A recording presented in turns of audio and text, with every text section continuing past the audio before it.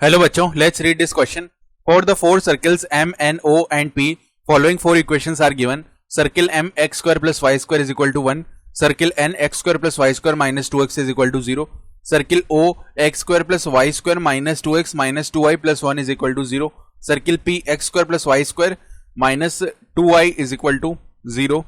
If the center of circle M is joined with the center of the circle N, further center of circle N is joined with the center of the circle O, center of circle O is joined with the center of circle P, and lastly center of circle P is joined with center of circle M, then these lines form the sides of a. तो यहाँ पे देखो, हमें चारों options में से सही option select करना है. स्टार्ट कर लेते हैं हम यहाँ पे की कॉन्सेप्ट से.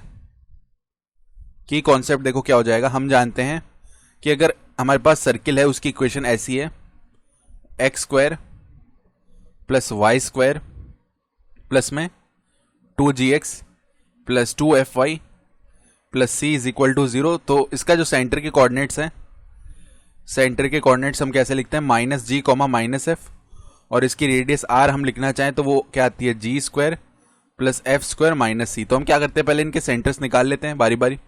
तो जो m सर्किल है उसकी इक्वेशन है x square plus y square is equal to 1. तो इसका अगर हम सेंटर C1 लिखें तो उसके कोऑर्डिनेट 0, 0 आएंगे. फिर जो n सर्किल है उसकी इक्वेशन क्या है, x square plus y square minus 2x is equal to 0.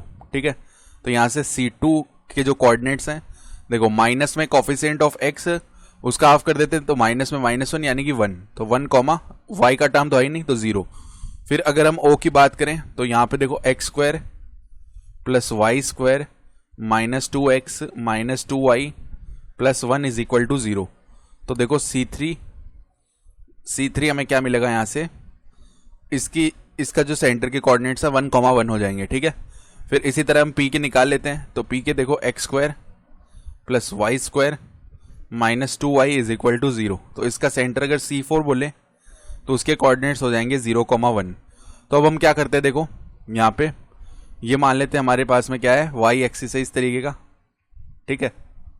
ये हमारे पास में क्या है, x एक्सिस है. तो जो C1 है वो कहाँ पे आ रहा है, यहाँ पे C1 आ रहा है 0, 0. ठीक है. फिर उसके बाद में C2 कहाँ पे आ रहा है, 1, 0.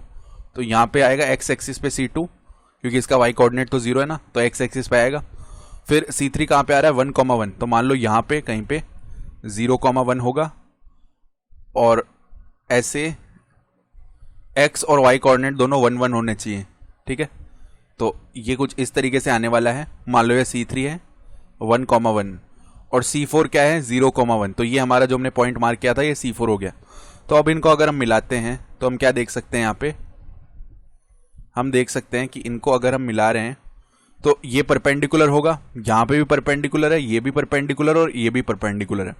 साथ ही साथ यहाँ पे ये जो डिस्टेंस है ये 1 यूनिट होने वाली है, ये डिस्टेंस भी 1 यूनिट होने वाली है, क्योंकि देखो एक्स कोऑर्डिनेट तो सेम है, वाई में केवल हम 0 से 1 जाने तो 1 यूनिट हो गई. इसी तरह यहाँ पे ये जो डिस्टेंस है ये भी 1 यूनिट आएगी, और ये डिस्टेंस भी 1 यूनिट आएगी. तो चारों साइड्स इक्वल हैं, और जो चारों एंगल है वो 90 डिग्री है. तो ऐसा कौन सा फिगर होता है, ये एक स्क्वायर होता है. ठीक है.